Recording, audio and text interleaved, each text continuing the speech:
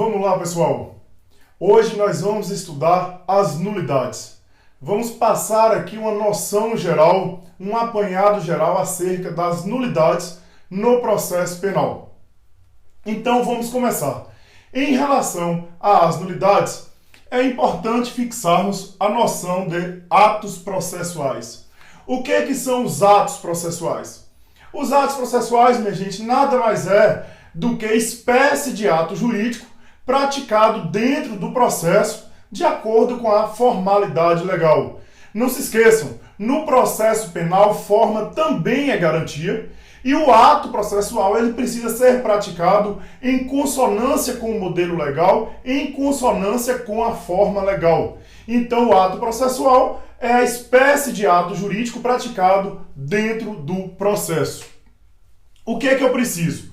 Eu preciso falar na conformidade entre o ato processual e o modelo legal, porque essa conformidade entre o ato e a disciplina legal, ou seja, entre o ato e a forma que o legislador colocou para que o ato seja praticado, é o que nos vai dar a existência do ato, a validade do ato e a capacidade desse ato existente e válido produzir efeitos. Eu estou falando do ato perfeito, que é justamente aquele ato que existe, que é válido e que produz efeitos porque ele foi criado de acordo com o ordenamento jurídico. O ato ele foi elaborado de acordo com os mandamentos legais.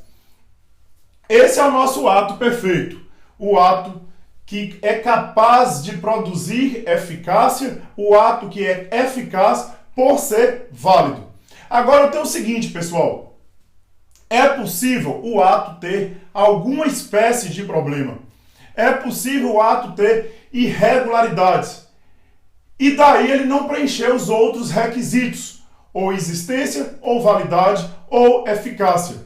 Nesse ponto, o ato que possui irregularidades, eu posso dizer que ele é um ato inexistente, um ato irregular, aqui é uma mera irregularidade, daqui a pouco eu explico, ou o ato nulo, questão de invalidade. O que é o ato inexistente? Em relação ao ato inexistente, a gravidade é tão intensa, ou seja, a falta de obediência do comando legal ela é tão absoluta que o ato sequer existe. Na verdade, o ato sequer pode ser chamado de ato processual porque ele é um não ato. Exemplo muito simples, uma sentença proferida por um não juiz, ou então uma sentença sem a parte dispositivo, é considerado um ato inexistente ou um não ato. Tranquilo? Aqui no ato inexistente eu não preciso falar na declaração da inexistência, porque o ato ele não integrou o ordenamento jurídico, ele não chegou no ordenamento jurídico para produzir os seus efeitos. Agora, é possível que o nosso ato exista, mas possua algumas irregularidades. E quando eu digo irregularidade aqui, eu estou falando irregularidade estrito sensu, estou falando em mera irregularidade. O ato irregular, assim como o ato perfeito, ele é válido e ele produz efeitos, ele tem eficácia. Então essas irregularidades que eu tenho no ato, ela pode ter efeitos extraprocessuais, efeitos fora do processo, mas não macula o processo.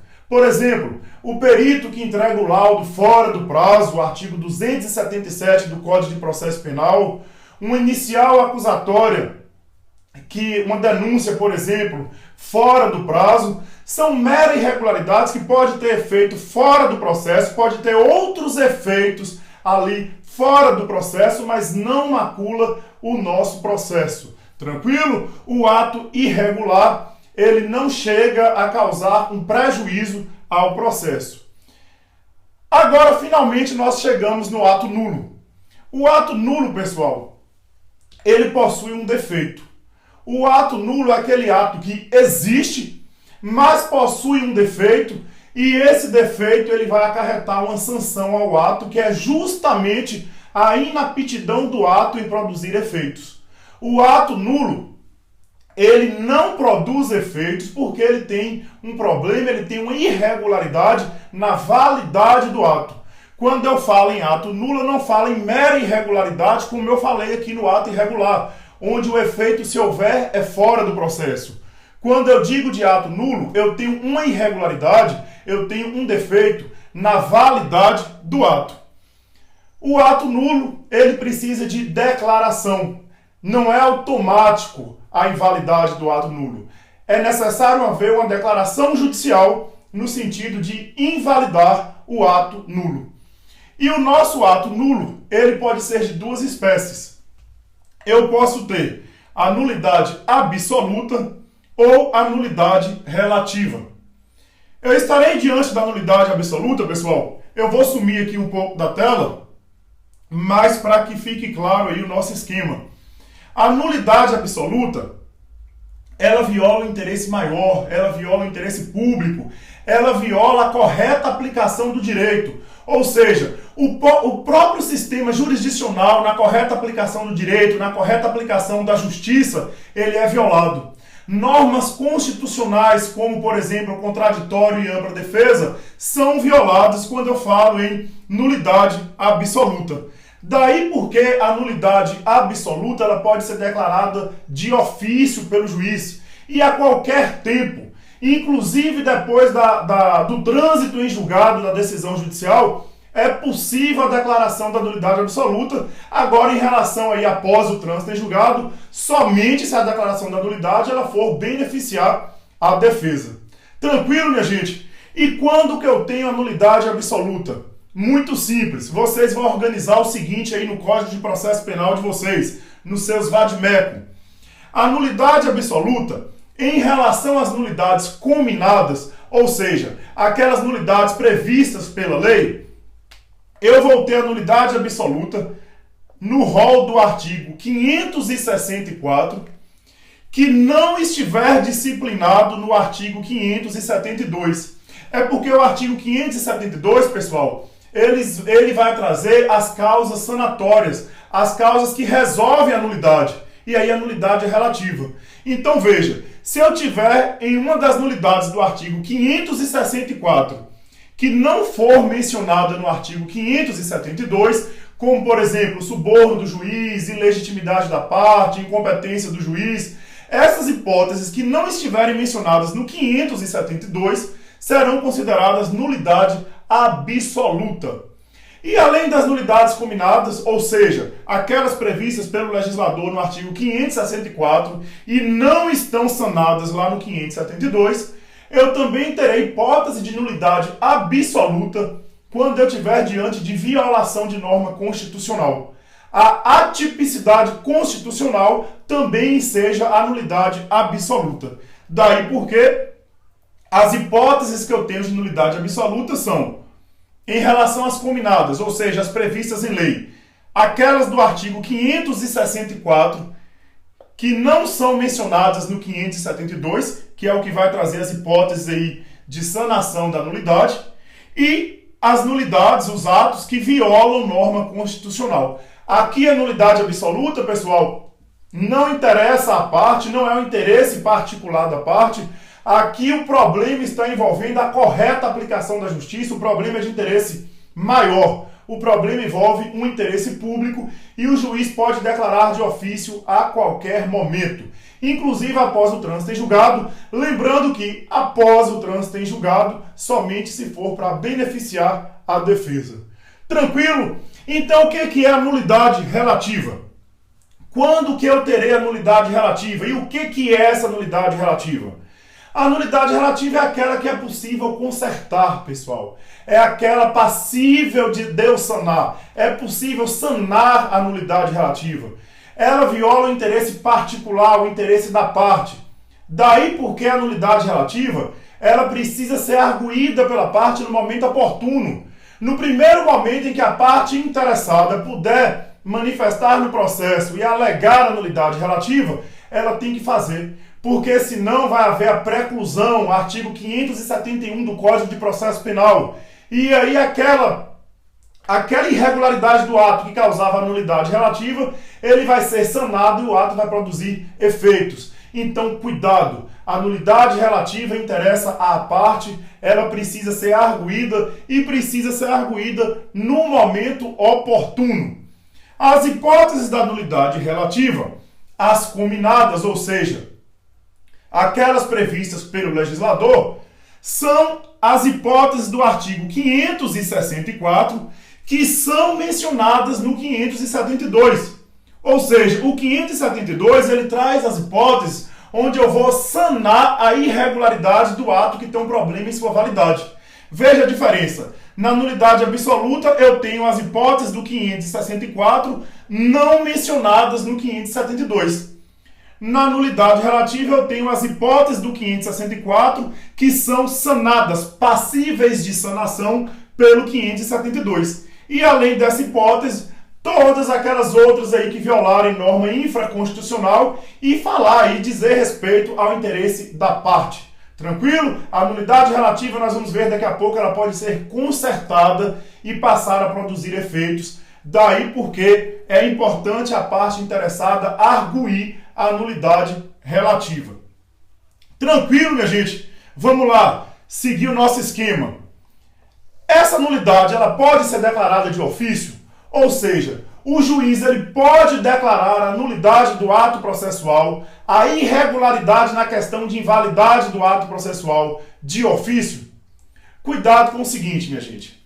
Em relação à nulidade absoluta, não se discute. A nulidade absoluta o juiz pode declarar de ofício, não depende de provocação das partes. Em relação às nulidades relativas, a questão é um pouco controvertida.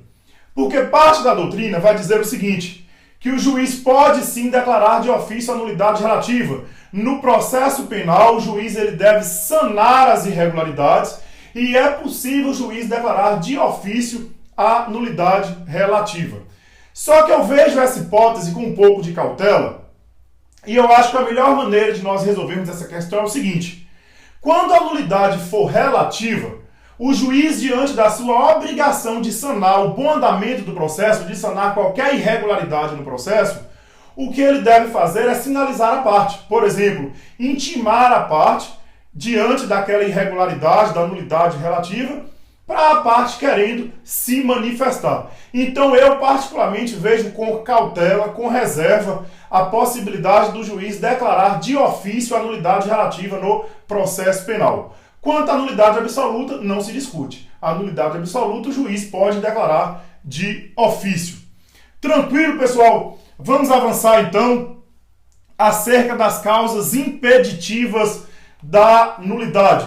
Em relação às causas impeditivas da nulidade, eu tenho eventos que vão impedir a nulidade. Na verdade, vai impedir ou a alegação da nulidade, a arguição da nulidade, ou então a declaração da nulidade pelo juiz. Muito simples. A parte, ela não pode alegar uma nulidade que ela mesma deu causa. A parte não pode arguir uma nulidade que ela foi responsável pela existência da nulidade. É o que diz o artigo 565 do Código de Processo Penal. Então, quando a parte estiver diante de uma nulidade relativa que ela mesma deu causa, eu vou ter uma causa impeditiva de arguição da nulidade. Ela não poderá arguir a nulidade. Tranquilo? E o que é a causa impeditiva de declaração? Ou seja, o judiciário não pode declarar a nulidade. O professor André Nicoliti, ele traz um exemplo muito bacana. O exemplo que ele traz é de um sujeito que é condenado em um processo onde a defesa foi feita por um não advogado. Um advogado dativo não inscrito na OAB. E aí ele coloca o seguinte, olha, o advogado não inscrito na OAB, que na verdade não é advogado, os atos por ele praticados é nulo. Eu tenho uma questão de nulidade absoluta. Agora veja, se a sentença foi absolutória, e essa sentença absolutória transitou em julgado, não há prejuízo para o réu. E aí, nesse caso, de acordo com o exemplo do professor André Nicoliti, eu vou ter uma impeditiva de declaração. O juiz não vai poder declarar nulidade porque não houve prejuízo. A sentença foi absolutória.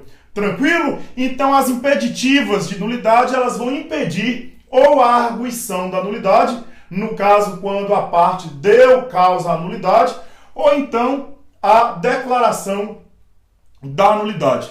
Tranquilo? Parte da doutrina vai dizer que as impeditivas é possível tanto na nulidade absoluta quanto na nulidade relativa.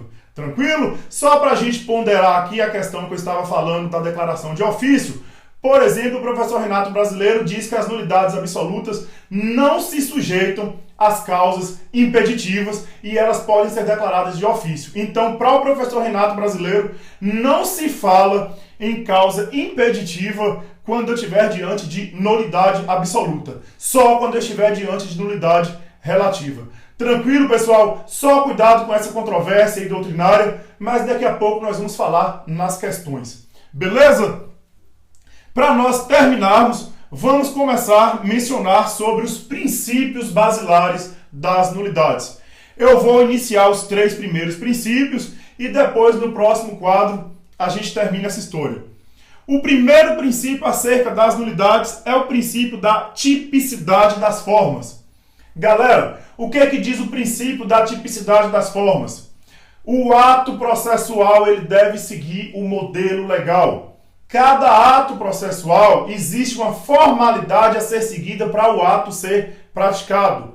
O ato que é praticado em desconformidade com esse modelo, com essa forma legal, é um ato irregular. Agora, cuidado. O princípio da tipicidade das formas ele tem sido cada vez mais mitigado pelo princípio da instrumentalidade, que nós vamos ver daqui a pouco. Ou seja, o ato que foi praticado, mesmo sem observar a formalidade legal, mas ele consegue atingir a sua finalidade, ele produz efeitos. Tranquilo? O nosso segundo princípio é o princípio do prejuízo. Pessoal, é necessário que o ato que foi realizado em desconformidade com o preceito legal, ele cause também prejuízo. É o que diz os artigos 563 e 566 do Código de Processo Penal. Eu não vou ter declaração de uma nulidade relativa sem a demonstração do prejuízo. Tranquilo?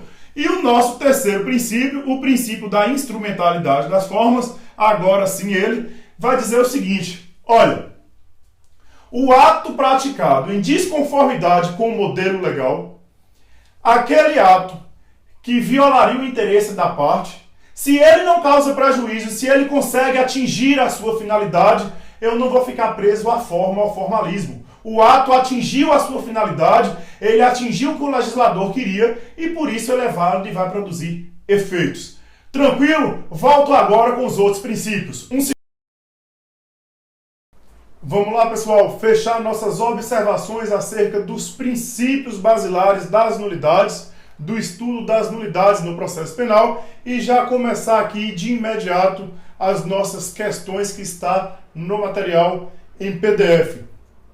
Já falamos no quadro anterior dos princípios da tipicidade das formas, do prejuízo e da instrumentalidade das formas. Pessoal, o quarto princípio é o princípio da eficácia dos atos processuais. Minha gente, quando eu falei do ato inexistente, que eu falei do não ato, eu tenho um ato que sequer chega no mundo jurídico.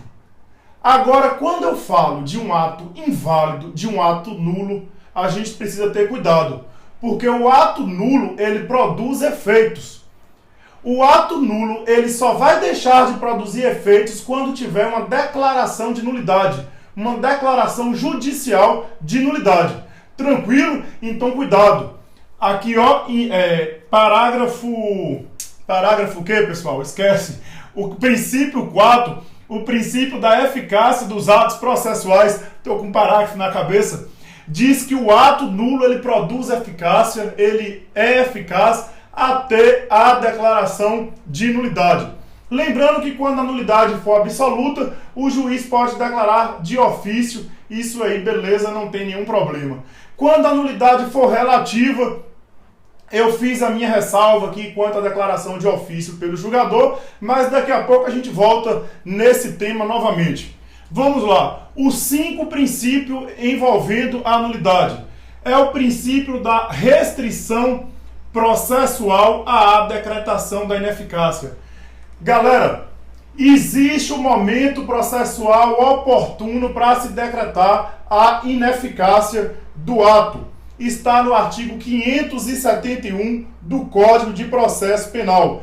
Então veja, a declaração da nulidade do ato, ela é preciso que ela ocorra no momento processual adequado, no momento processual oportuno. Vocês vão lembrar que na nulidade relativa, se a parte interessada não arguir a nulidade no primeiro momento que couber a ela fazer essa alegação, vai haver a preclusão. Agora, só cuidado com uma observação. Se eu estiver diante de uma sentença condenatória, aí mesmo após o trânsito em julgado é possível sim pedir a declaração da nulidade, seja através do habeas corpus, quando houver uma hipótese cabível, ou através da revisão criminal.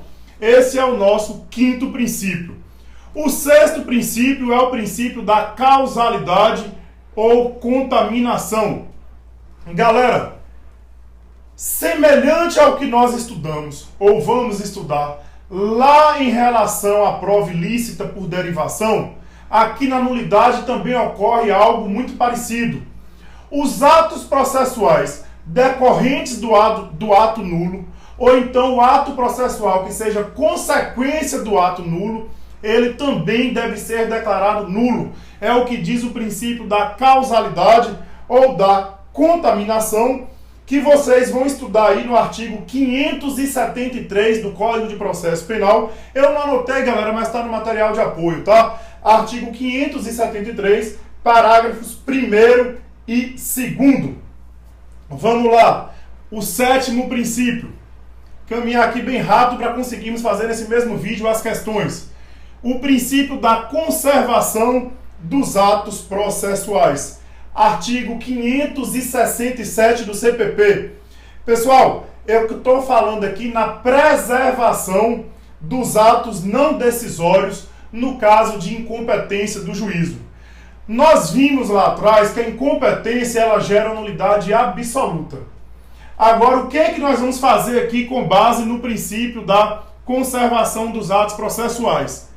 Se não houver hipótese onde os atos posteriores eles são derivados do ato nulo, aqueles atos que ocorreu na hipótese de decretação de uma nulidade por incompetência do juízo, eles serão preservados no que diz respeito aos atos não decisórios. Quando não houver carga decisória, o ato será preservado. É o que diz o artigo 567 do CPP, a preservação dos atos não decisórios nos casos de incompetência do juízo. O oitavo princípio, pessoal, princípio do interesse. Anotem aí, artigo 565 do CPP, 565. Não se pode arguir nulidade relativa à formalidade que só interessa a parte contrária. Então veja, a parte que não tem interesse na nulidade, porque a gente sabe que a nulidade relativa é aquela nulidade que diz respeito ao interesse da parte. A parte contrária, que não tem interesse naquela nulidade, ela não pode arguir a nulidade. É o que diz o nosso oitavo princípio, o princípio do interesse. Vamos lá, o nono, princípio da lealdade. Galera, artigo 212 do Código de Processo Penal, 212. Não se pode alegar nulidade a que haja dado causa ou concorrido. Claro, pessoal, a nulidade relativa, veja, ela interessa a parte. Na hipótese onde a parte deu causa à nulidade, ou então ela concorreu para que a nulidade ocorresse, ela não vai poder arguir a nulidade. Tranquilo, eu vou ter uma impeditiva na arguição dessa nulidade.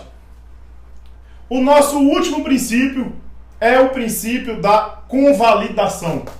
Galera, quando eu fiz a diferenciação da nulidade absoluta para a nulidade relativa, a diferença que nós fizemos é a seguinte: a nulidade absoluta não se convalida, não pode ser sanada. A nulidade relativa pode ser sanada. Então veja, o princípio da convalidação é mais ou menos o seguinte: vai consertar o defeito que existe na validade do ato e o ato vai passar a produzir efeitos. Tranquilo? O defeito ele vai ser removido com a convalidação.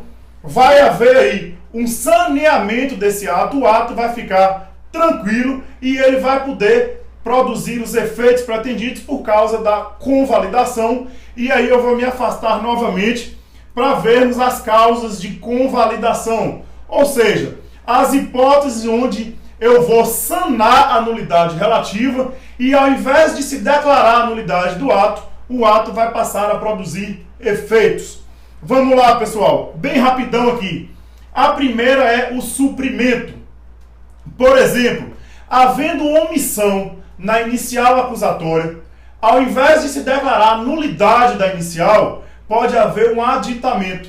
E o aditamento vai suprir aquela omissão, vai sanar a irregularidade e o ato vai produzir efeitos. Artigo 569 do Código de Processo Penal. As omissões da peça acusatória, elas poderão ser supridas por meio do aditamento. Tranquilo? A nossa segunda causa de convalidação é a retificação. A retificação, pessoal, é a correção. Vai haver a correção da parte defeituosa e o ato passará a produzir efeitos. A nossa terceira hipótese é a ratificação. Cuidado aqui. Artigo 568 do CPP diz respeito ao seguinte: quando eu tiver diante de uma ilegitimidade do representante da parte, então veja que a invalidade ela ocorre por ilegitimidade do representante da parte. Havendo essa correção, quando eu tiver agora a legitimidade da parte, pode haver a ratificação. Olha aqui que interessante o 568 do CPP.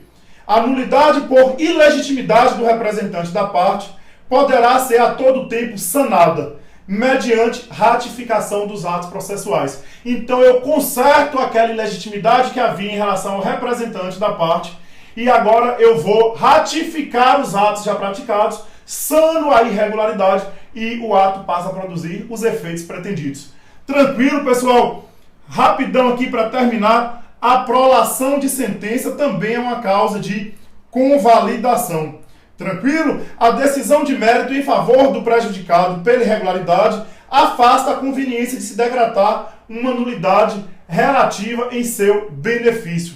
A gente só vai lembrar, eu já falei, quando eu estiver diante de uma sentença condenatória, aí mesmo após o trânsito em julgado é possível arguir a nulidade absoluta por meio do habeas corpus ou da revisão criminal. Tranquilo? Para fechar, coisa julgada. A coisa julgada é a causa sanativa geral, como eu já disse aqui, acabei de falar, em relação à sentença absolutória. A sentença absolutória, a coisa julgada, torna imutável aquela decisão. Se for condenatória, a gente sempre vai lembrar das possibilidades de habeas corpus e revisão criminal. Tranquilo? Deixei para o final aqui duas observações. A primeira em relação à declaração da nulidade. Em primeira instância, gente, em primeira instância, em relação à nulidade absoluta, o juiz pode declarar de ofício. Em relação à nulidade relativa, tem-se um entendimento muito forte na doutrina, anote ele aí, de que na primeira instância o juiz também pode declarar a nulidade relativa de ofício. Só cuidado com a minha reserva, com aquela cautela que eu disse para vocês, que o juiz ele deve sanar sim, sanear, melhor dizendo. Ele pode intimar a parte, deve intimar a parte para que ela se manifeste. Esse é o meu entendimento, mas vocês vão ter cautela aí que grande parte da doutrina diz que, em primeira instância, o juiz pode sim declarar nulidade de ofício, tanto a absoluta quanto a relativa. Tranquilo? Qualquer dúvida maior em relação a esse fato, gente, me mande e-mail, tá? Que a gente conversa. Em relação à segunda instância, eu coloquei aqui no material de apoio algumas observações. Primeiro que é necessário observar o efeito devolutivo. Ao contrário do que acontece aqui na primeira instância, o tribunal, em segunda instância, ele está limitado a analisar somente aquela causa que lhe foi devolvida. Tranquilo? Outra observação aqui é que em recurso exclusivo da defesa, o tribunal não pode reconhecer nulidade que prejudique a defesa. É o princípio da reformatio impégius, da não reformatio impégius. Tranquilo? Nesse ponto aqui está no material, estou lendo o nosso material aqui, a súmula 160 do STF, de suma importância que vai dizer o seguinte: é nula a decisão do tribunal que acolhe contra o réu nulidade não arguída no recurso da acusação, ressalvados os casos de recurso de ofício. Tranquilo? Então cuidado com essas observações aqui, está bem detalhado no material de apoio de vocês. Para nós fecharmos, vamos ver os efeitos. Quais são os efeitos da declaração de nulidade? Só para arrematar no material, mas eu já falei ao longo da aula. O primeiro, os atos declarados nulos deverão ser renovados ou refeitos. Beleza. O segundo, o ato processual não afetado pela nulidade deve ser preservado. É o que nós falamos, o princípio da conservação dos atos processuais. O terceiro efeito, os atos processuais afetados pelo ato nulo devem ser declarados nulo. É ineficácia contagiosa. Vamos lá, pessoal, chegamos ao final da nossa aula acerca das nulidades e o nosso momento de resolver as questões. Nossa primeira questão, galera. Concurso Delegado de Polícia 2014, a banca Fincab. Olha que interessante o que diz a primeira questão. Vamos ler o enunciado. No estudo das nulidades, a doutrina converge no sentido de reconhecer a aplicabilidade do princípio da instrumentalidade das formas. Viu que olhamos isso? A viabilizar o não reconhecimento da nulidade pelo juiz quando, em uma análise prévia, verifica a incidência de medidas sanatórias ou de convalidação, possibilitando a preservação do ato viciado. Aquele ato praticado em desconformidade com o modelo legal como válido. Aí a questão pergunta: qual é a medida sanatória que supre a irregularidade da citação? Ô, gente, para a gente fechar isso aqui, eu disse que a nulidade absoluta é aquela nulidade que não é possível a sanatória.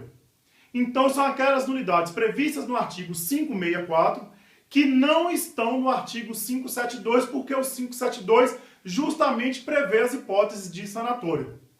Já a nulidade relativa são aquelas nulidades que estão no 564 e que também estão no 572, porque o 572 ele vai sanar aquelas nulidades possíveis. Muito simples essa questão das nulidades. Aí ele vem e pergunta: qual a medida sanatória que supre a irregularidade da citação? Olha, eu sei que o ato nulo ele tem uma irregularidade na validade do ato. Daí porque, muito possivelmente, será declarado como ato nulo. Quando eu falo em nulidade relativa, eu posso consertar, aí é que eu falo da sanatória, consertar essa irregularidade para o ato produzir efeito. Ele quer saber o seguinte: quando a citação tem um defeito, como que eu posso consertar esse defeito? É isso que é a sanatória. Alternativa A, pelo suprimento. Errado, pessoal. Porque nós vimos aqui na segunda parte da aula que o suprimento ele vai corrigir a questão de omissão. No caso, por exemplo, há uma omissão na inicial acusatória, o Ministério Público pode fazer o aditamento. Então não é a resposta correta a letra A. Letra B, o comparecimento. Perfeito. Minha gente, qual é a finalidade da citação do sujeito? Não é chamar ele para integrar o processo? Não é chamar ele ao processo? É. Se mesmo com a irregularidade o sujeito vem ao processo, eu vou atingir a finalidade que a lei queria. Olha a instrumentalidade das formas. Eu não vou declarar a nulidade daquele ato porque a finalidade dele foi atingida. A letra B, o comparecimento, está correto. Vai suprir a irregularidade na questão de citação. Tranquilo? Letra C, ratificação.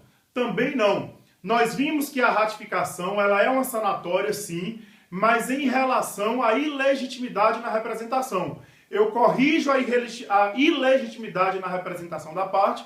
A partir dessa correção pode haver a ratificação dos atos praticados. Tranquilo? Letra D, a preclusão.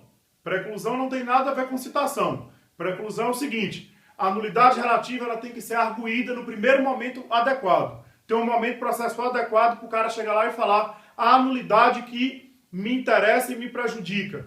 Ele não faz isso, artigo 571. a preclusão. E a preclusão é causa sanatória, o ato vai passar a produzir efeitos. Tranquilo? Letra E, a retificação. A retificação também é causa sanatória, mas não aqui no nosso exemplo da citação. A retificação é quando corrige-se o defeito do ato irregular. Beleza? A alternativa B é a correta da nossa primeira questão. Segunda questão, concurso de promotor de justiça, Ministério Público do Estado de São Paulo. Eu coloquei essa segunda questão aqui para a gente discutir um ponto que eu tratei na aula. Veja lá, pessoal. V a incorreta. A questão quer que a gente assinale a incorreta. Alternativa A. A nulidade relativa pode ser reconhecida pelo juiz de ofício a qualquer tempo do processo. E aí é aquela questão. O juiz pode conhecer a nulidade relativa a qualquer tempo, mesmo tendo uma corrente que diz que sim? A questão entendeu que não. Tá ok? A nulidade absoluta, sim, posso conhecer a qualquer tempo, mesmo após o trânsito em julgado, no caso da sentença condenatória, por meio da revisão criminal ou habeas corpus. Agora, a nulidade relativa, ela não pode ser conhecida de ofício a qualquer tempo. Eu acho que o entendimento mais seguro aqui para as provas é nós entendermos a possibilidade do juiz declarar a nulidade relativa de ofício na primeira instância. Não obstante o meu entendimento pessoal do juiz não poder declarar de ofício, ele poder tomar medidas aí de saneamento, como por exemplo, intimar a parte para que ela se manifeste. Mas vamos ficar com o mais razoável de acordo com a maioria, que é o juiz declarar de ofício a relativa somente na primeira instância. Tranquilo? Alternativas B. A nulidade pode atingir todo o processo, desde o seu início, parte do processo, ou apenas um ato sem reflexo em qualquer outro. Perfeitamente. O ato nulo ele pode gerar a nulidade de outros, se esses outros dependerem do nulo ou forem consequência do nulo, mas isso não é regra absoluta. Pode ser que somente um ato nulo seja declarado e os outros sejam preservados. Tranquilo? Alternativa B, correta. Alternativa C. A nulidade relativa considera-se sanada pelo silêncio das partes, pela efetiva consecução do escopo visado pelo ato, não obstante sua irregularidade, e pela aceitação, ainda que tácita, dos efeitos do ato irregular. Perfeito é o que diz o artigo 572, que vai sanar aquelas hipóteses do 564. Perfeito, correto. Alternativa D. O princípio da instrumentalidade das formas não admite o reconhecimento da nulidade que não tenha influído na apuração da verdade substancial ou na decisão da causa. Cada vez mais forte o princípio da instrumentalidade das formas. Tranquilo, o ato atingiu a sua finalidade, mesmo que ele não tenha cumprido aí todos os preceitos legais, mas o interesse era da parte, a nulidade era relativa, a instrumentalidade das formas vai suprir, vai sanar essa questão. Alternativa D, correta. Alternativa E fala acerca da súmula 156.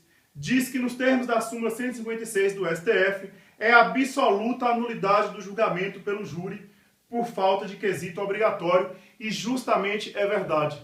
Além da súmula 156, no material de apoio eu vou colocar outras súmulas do STJ e do STF, que é relevante para o estudo das nulidades. Tranquilo, pessoal? Brigadão, fiquem com Deus, e com isso a gente encerra as nulidades do ato processual. Valeu!